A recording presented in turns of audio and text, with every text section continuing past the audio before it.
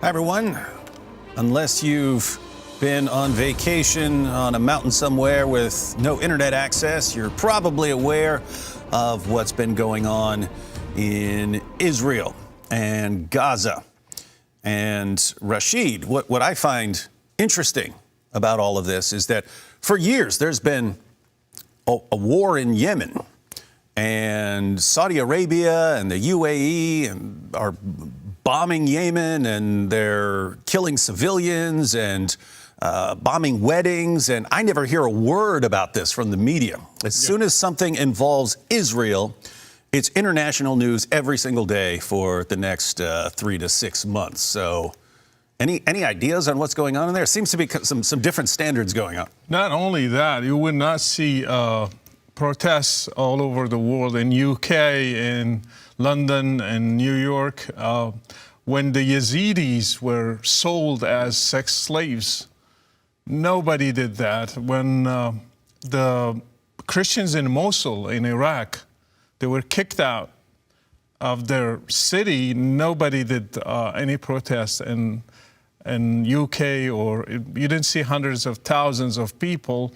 You didn't see those universities are making protests and signs against Muslims attacking Christians and asking jizya from them or to convert to Islam. You only see it now because really we don't care about the victims, because we care only who is the perpetrator. If it's a Jew, then we care. You mentioned Yemen, for example. It has been since 2011. It's almost 11 years. And now we have 150,000 deaths because of that war. 11,000 of them are children. And you can. It's very easy to find the pictures of like starving kids. I mean, they're nothing but bones with skin, and they can't even move. They're lying on the ground because they're starving. We don't hear a word about this. Because it's Saudi Arabia and United Arab Emirates. It's Muslims who are doing those things, so nobody cares. Only we care if Jews are involved, because we don't want them to be taking the land of Muslims or making any harm to any Muslim, even if it's Hamas and even if they are terrorists. We don't want them to harm them. Oh, wait a minute. We've got like 49 Muslim majority countries, a huge portion of the world, and then you've got this tiny little piece of land, and it's anything that happens on that little piece of land. Then all of a sudden, I mean, college campuses around the world, marches around the world, and what do you think's going on with the Jews there? Jews are, since the beginning of Islam, they are hated by the first Muslim community, including Muhammad, until today. And that hatred, it needs a trigger. So we hated as Muslims. When I say hate, because I belong to the Muslim Ummah, Muslim nation, so I know how they think, and that's how I used to think. So when I say we, I just know the mentality. We used to hate every Jew, all through history. When you read history of Islam, you will see it clearly in the text and incidents. So we need a trigger. Israel is the trigger right now. 1948 is the trigger. It's not the cause. And people think because of Israel occupying the land, that's why we are doing that. But that's not the truth. Actually, there were massacres against Jews even before that. And I can mention few, for example. In Morocco, we had the massacre of Fez. Fez is a famous city in Morocco. That's 1033. It's, 900 years before Israel. Moroccans killed 6,000 Jews in one day. I can give you another one in Iraq, 1941. It's called the Farhud massacre. They killed between 200 to 1,000. We don't have the exact numbers. And the name of it tells everything. It's Farhud. In Arabic, Far means he ran away. Hud is Yehud, the Jews. The Jews ran away on that day. So they still have it in Iraq. They call it the Farhud Day. So the day when the Jews left. It's 1941. Israel didn't exist back in those days. We have one, and also the Hebron massacre. It happened before the foundation of Israel. We had 67 Jews that were killed. All these things just shows you that Jews, they were hated, and we have it in the text. If we can really dig into Muslim texts and show you exactly what we thought of them. Yeah, and this was something that interested me way back when I was starting to learn about Islam. So the main reason early on that I was studying Islam was just that my best friend was a Muslim. But Nabil, he was from the most peaceful sect of Islam, the Ahmadis. Their motto is love for all, hatred for none. Yeah. And yet, even with Nabil, when the topic of Israel or Jews would pop up, he would suddenly become like a different person.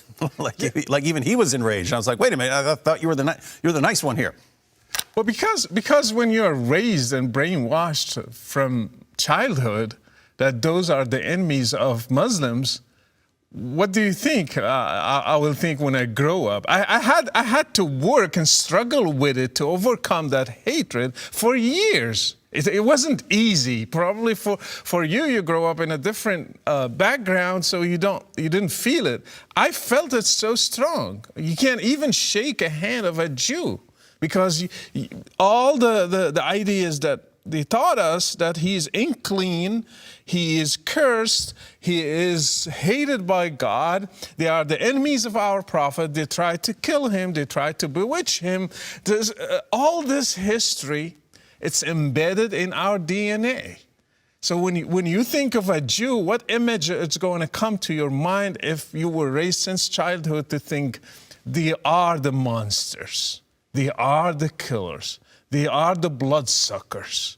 So what are you going to think about them when you see a Jew? And this is, I find this really interesting how this unfolded in the lifetime of Muhammad.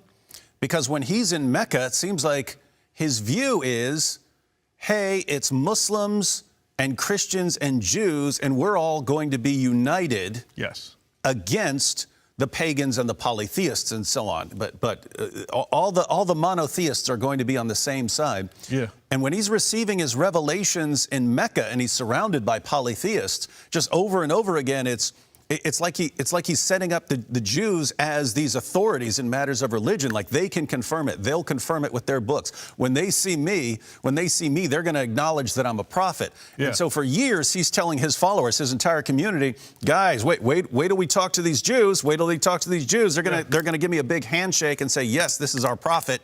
Yeah. And then so he does this for years, and then he finally moves up to Medina. And the Jews are like, what? You're not a prophet. Get out of here. What are you talking about? Exactly. You're the most obvious false prophet in history. Exactly. What are you talking about? You're an Ishmaelite? We don't know. We don't know what you're talking about. I'm there in your book. Just check. You'll find where book of trust me, bro. Where are you in here? So that's exactly what happened when you read the surahs. For example, in Mecca, he was talking about nature and look at mountains, look at the sky, look at all these natural stuff, and it shows there is a God and only one God. And hey, Christians approve that, Jews approve that, and I am talking about Abraham, Moses, and Jesus. See, we're all a family. Mm-hmm. We're against the polytheists. And when he moved to Medina, he was like, right? They were like, no, we are not with you. Yeah. We have a different narrative. And when he knew he was rejected by Jews and Christians, he started attacking them one by one. And he started making excuses to justify kicking out Jews, killing them, enslaving their women and their kids. For every tribe, he found an excuse. Mm-hmm. And when you read it, you see clearly he had a plan to get rid of them because they were a threat to his prophecy. Yeah, and the biggest threat, I mean, if he's saying that he's in their scriptures, and he doesn't actually know their scriptures, they know their scriptures, they have their scriptures, then these are the people who are best equipped in the world to expose him as a false prophet. And that's exactly what they start doing. And he becomes more and more enraged at them until, as you pointed out, you had the Banu Qaynuqa. Yes. And so you have a Jewish tribe, and they're like merchants and goldsmiths and so on. But his justification for expelling them was a prank. Someone did a prank. One of the Jewish merchants did a prank on a Muslim woman, sort of pinned her dress to a bench or something like this, and she stands up, and then people she got uncovered. Yeah, people saw her uncovered and so on, and that becomes the basis for expelling the entire tribe. Tabari says that Muhammad wanted to kill them all. Then he wanted to kill the entire tribe. But they actually had some Arab allies, and they protected them. Yeah, they protected them, said, hey, don't kill them, and so on. Yeah. So he kicked them out and then kept their stuff. And when you see Banu Nadir, for example, he had a different excuse for them. He went to ask them to help him to raise some money so he can pay for the mistakes of his followers because they killed someone.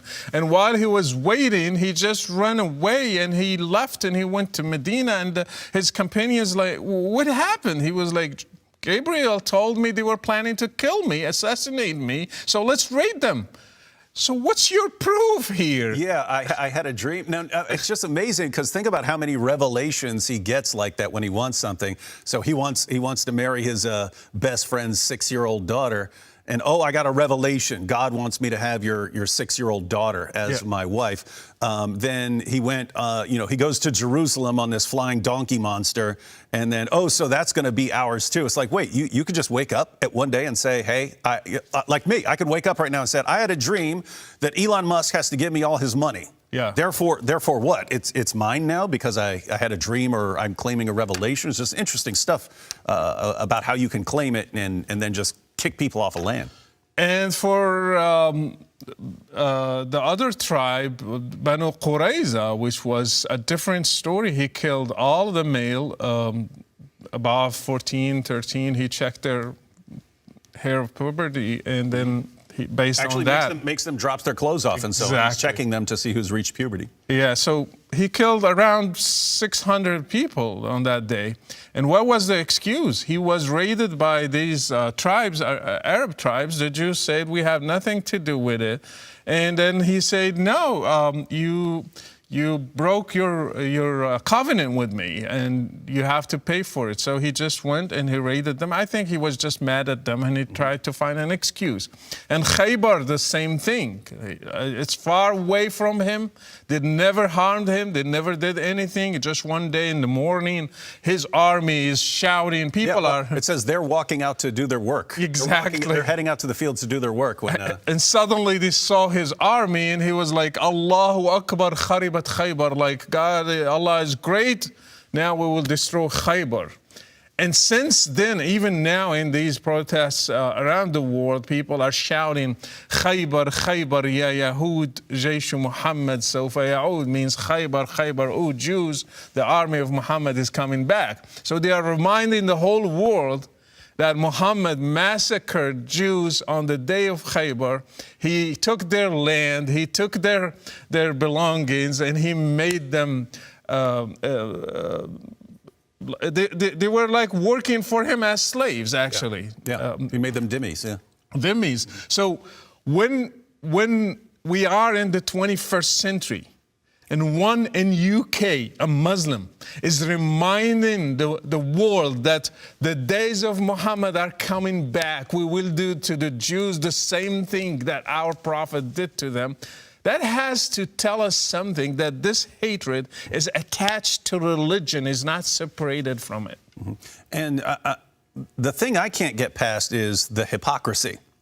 Right, the hypocrisy, where Muhammad can punish an entire tribe because one of them pulls a prank. Yeah. Or he can punish an entire tribe and just say, I had a dream. I had a dream, or I had a vision, or Gabriel told me they're going to get me. Therefore, we have to punish this entire tribe. Or even the Qurayza Jews. Yeah. The accusation against them is that they're somehow conspiring behind the scenes with the Meccans. And you know, this is from Muslim sources, so you're not sure exactly what to take seriously and what not to take seriously. But you can grant everything they're saying. You can say, okay, I'm going to take your version of events. Yeah. Their version of events, they knew exactly who they were accusing of conspiring with these guys, and yet he punishes the entire population. Men, women, and children. If you had reached puberty and you're a man, you were dead. Everyone else became the slaves and sex slaves of Muslims. So he could actually punish the entire population for something where you knew who the guilty people were, right? Yeah. You could have said him, and him. Yeah. They're going to be punished. No, punish the entire tribe. And the reason I find this absolutely hypocritical is we would agree, you know, if you have an army, you know, then it's your army versus their army. Try to keep the civilians out of it and so on. There was no concept of that for Muhammad. It was someone from your group did this, therefore we will crush you all. Actually, the Jewish tribes, if you read history, didn't have army. They used to be under the protection of other Arab tribes.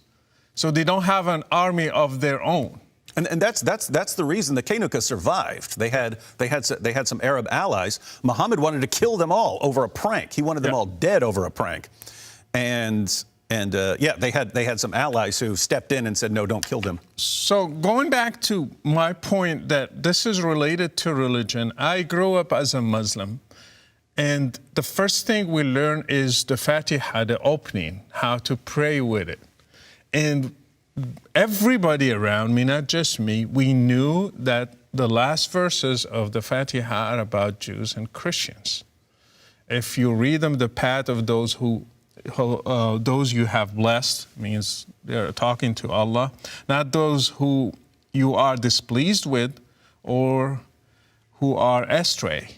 مغضوب عليهم ولا الضالين غير المغضوب عليهم ولا الضالين. It means Jews and Christians. Actually, it says the ones that you cursed or you are angry at them, you are mad at them, and those who went astray. The ones who went astray are Christians. The ones who are cursed are the Jews. Imagine you repeat that 18 times a day. And you are just repeating that in every prayer, every time, and in your mind it's related to Jews and Christians, then you have a problem there, because that's brainwashing, actually. A child is raised to remember that the ones who are cursed are Jews, the ones who went astray are Christians, and are repeated daily, 5 times a day, and you repeat it in every unit in the prayer, not just one of them. So imagine a kid growing up like this. What is he going to think about Jews and Christians when he grows up? You definitely don't want to be like those guys, right? So wait, just to recap here for people who aren't familiar with Islamic prayers. Yeah. So you're saying you have your 5 daily prayers. Yes. And during your prayers, you recite the opening surah of the Quran, Surah Al-Fatiha. Yeah. And you're saying in Surah Al-Fatiha, you've got this, you've got Muslims around the world saying, Allah, don't make us like these 2 groups. Don't make us like those, the ones who are cursed or the ones who are astray. It doesn't say Jews or Christians there. But you open up any commentary and so on, it tells you exactly that this is the language used to describe the Jews, and this is about the Christians. So you're saying that Muslims, over and over again around the world, all day, every day, there's some prayers going on from the Muslim community. Don't make us like the Jews. Don't make us like the Jews. Yes. Don't make us like the Jews. Yeah. And nor the Christians. Not like the Jews. Not like the Christians. Now, a little side note here. But what's extra disturbing in all of this is that when you have these interfaith events, where Muslims will go in there, the Muslims will tell the Christians, hey guys, let's show you how to pray in Arabic, and they'll have Christians recite this prayer. The Fatiha. Yeah, talking about how they're astray and how the Jews are under Allah's curse. So it's repeated 7. If you pray just the 5 mandatory prayers, that's 17 repetition per day. If you add to it, because we don't really just pray those 17, we pray other prayers, we add them to them. So most likely it's 20 or more. So you are repeating 20 times a day the same thing if you are really a devout Muslim. Not only that, like when you read the history of Islam, who put poison for Muhammad? They used to ask us at school, at the mosque, who poisoned the Prophet? Yahud la'anahumullah. So a kid in kindergarten, he's saying Yahud la'anahumullah. Jews, maybe Allah curse them. And who bewitched your Prophet? Al-Yahud la'anahumullah. So kids are just programmed. So when you're talking about the bewitched, this is when Muhammad, and there's disagreement as to whether this was 6 months or 2 years, but he walks around with these delusional thoughts and false beliefs. He's behaving very weirdly, and eventually he snaps out of it, and it was a Jewish magician. He accused a Jew. Yeah, the Jews made me act like did it. Yeah. Wow. Through Wi-Fi. So basically, anything that goes wrong, it's the Jews. Yes, and not only that, he taught us, or they taught us through history, that the Jews always they wanted to harm Muslims. For example, they put hadiths. They call them Israelites, the Jewish hadiths they are lies, basically. They infiltrated our doctrines as Muslims. Another accusation, they are now in Israel, I have been told since childhood, in Israel they are planting trees so they can hide behind them, because they know in the end days we will fight against them, and every tree and every rock will cry, will shout, "Hey Muslim, come kill this Jew, he's behind me." Only one tree, it seems, that tree likes Jews, so they are planting it everywhere, so it will save them on the last day. Yeah, let me read one. There are a ton of these. Let me just read one so people know what we're talking about. So this is Sahih Muslim, 7339 in the Darus Salam edition. It can be in different editions. They use a different numbering system, but in the Darus Salam edition, it was narrated that Abu Hurairah said, "The Messenger of Allah said, the hour will not begin until the Muslims fight the Jews, and the Muslims will kill them, until a Jew hides behind a rock or a tree, and the rock or tree will say, 'O Muslim, O slave of Allah, there is a Jew behind me, come and kill him.' Except the gharqad, a thorny tree, for it is one of the trees of the Jews." Yeah. So this is this is like obviously a call for genocide. Yes. You don't get the end. You don't get to spend eternity with your virgins until you fight the Jews to such an extent that the remaining Jews are hiding behind rocks and trees, and then nature itself is going to rise up against the Jews to help you hunt them and find them and kill them, except this one tree that's actually still loyal to the Jews. It's not going to snitch on the Jews. This tree won't snitch on the Jews. And so you're pointing out, so this is, guys, this is from Muhammad. This is not some, this stuff is from Muhammad. But you're saying that it then becomes a rumor among Muslims, and I heard it from you, but I've also heard this before, that it's a rumor that Jews are secretly running around and planting all these trees because these are the only trees that won't snitch on them, and so they're going to hide. Not the Iron Dome. It's not the Iron Dome. It's this tree. They're planting them everywhere so they can run and hide, and then Muslims won't be able to find them. Yeah, and another one, when you look at our Islamic history, we used to call Jews, they still do it until now, sons of pigs and apes.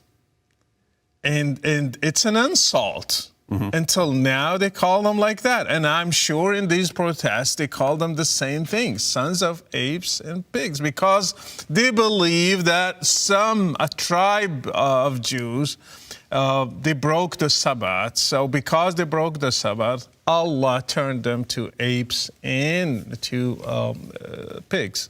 Yeah, and that one's interesting because for a while, Muhammad had declared that Allah had transformed the Jews into some animals but he wasn't sure which ones yet. Yeah. He eventually decided it was apes and pigs. But before that, it's interesting because he wasn't sure, so he was nervous around certain animals. Let me give two. One of them is the rat, or like Yeah. And for that one he actually gave a scientific experiment. So how to prove they are Jewish. Yeah. So this one narrated Abu Huraira. The prophet said, a group of Israelites were lost. Nobody knows what they did, but I do not see them except that they were cursed and transformed into mouses or rats. For if you put the milk of a she-camel in front of a mouse or a rat, it will not drink it. But if the milk of a sheep is put in front of it, it will drink it. So he's actually recommending a kind of scientific experiment. Hey guys, I can prove that these rats are Jews. They're following Jewish dietary laws. They're still kosher. Even as rats, they're still very religious. Yeah, they won't, because they weren't allowed to drink camel milk. Yeah. He says, then the rat won't drink camel milk, but it'll drink sheep's milk like the Jews are allowed to do. And therefore, these rats there are Jews. And then there was another time where someone offered him lizard, and it's like, I don't know, that could be a Jew. I don't want to accidentally eat a Jew when he got transformed into a lizard. Every bat or every creature that Muhammad was afraid of or he didn't like, he linked it to Jews. And this is anti-Semitism clear. And I mean, you can't define it better than this. And the problem, many Muslims still until today, they believe in it. And when they see this conflict over a land, they justify everything that they have in Islam.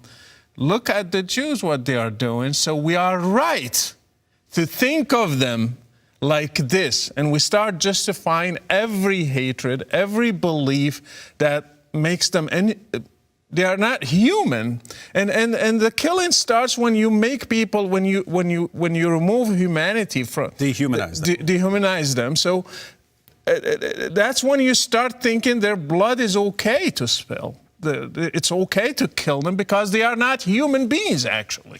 Yeah, and we find this in the Quran, of course. So Surah 98, verse 6, this is the Haleli Khan translation. Surah 98, verse 6, verily those who disbelieve in the religion of Islam, the Quran, and Prophet Muhammad from among the people of the Scripture, Jews and Christians, and al-mushrikun, so these are people who associate partners with Allah, so idolaters, something like that, will abide in the fire of hell. They are the worst of creatures. Yeah. So notice, this is Muhammad who starts off with, hey, it's Jews, Christians, and Muslims all united against the pagans. Then he moves to Medina with his community. The Jews reject him, and then you get verses like Surah 5, verse 82, which puts the Jews and the polytheists together against the Christians and the Muslims. And then eventually the Christians reject him too. And then you get these passages where the worst of creatures, Jews and Christians are the worst of creatures. And then, of course, you get the calls to fight us, like in Surah 9, verse 29, fight those who do not believe until we pay the jizya and acknowledge our inferiority.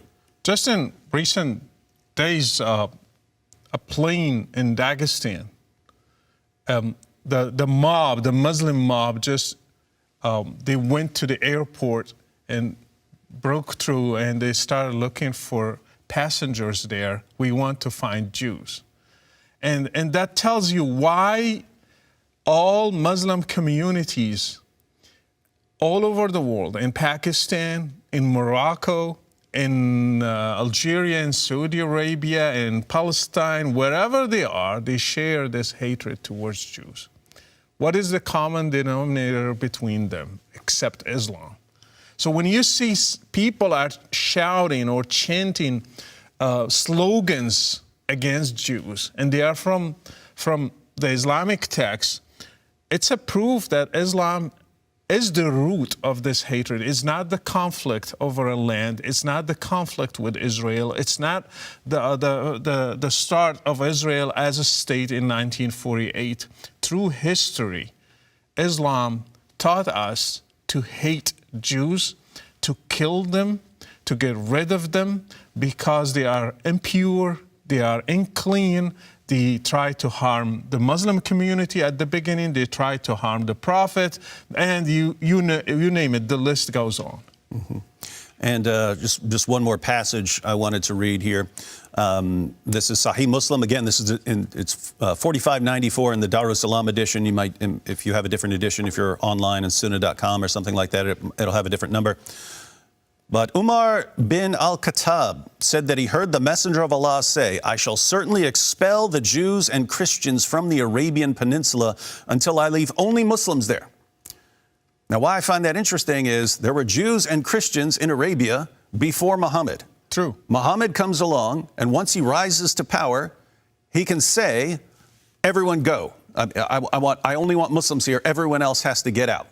And he can expel Jewish tribes if they're strong enough. If they have alliances with other Arab tribes, then he might expel them. If they don't have alliances, he can just slaughter them. But he can just go into an area and say, "I want this area just for Muslims. Everyone else get out, even though you were here before me." Yeah. That's not what happened in Israel, but that's what Muslims say happened in Israel, right? It's just that there's the Palestinians, they're living there, they're there forever, they're their own people group, until Jews come in and kick them off their land, and now they're just fighting to get their land back. Point is, that's not at all what happened. Historically, that is factually false. That did not happen. But that is the standard story. And the point is, even if we went with the standard story, which is false, it would be completely justified using the exact same method of Muhammad. According to Muhammad, one religious group can come into an area, take over the area, and say, "Everyone else get out." And there's nothing you can do about it as long as they're more powerful. So all I ever hear is hypocrisy, because Muslims are saying, "Look what they did, look what they did." And they get it wrong, what actually happened. But they say, "Look what they did. This is wrong. This is immoral. This is evil." And it's exactly what your prophet actually did to the Jews and Christians of Arabia. I think we need to do another video where we discuss the historical facts about the conflict.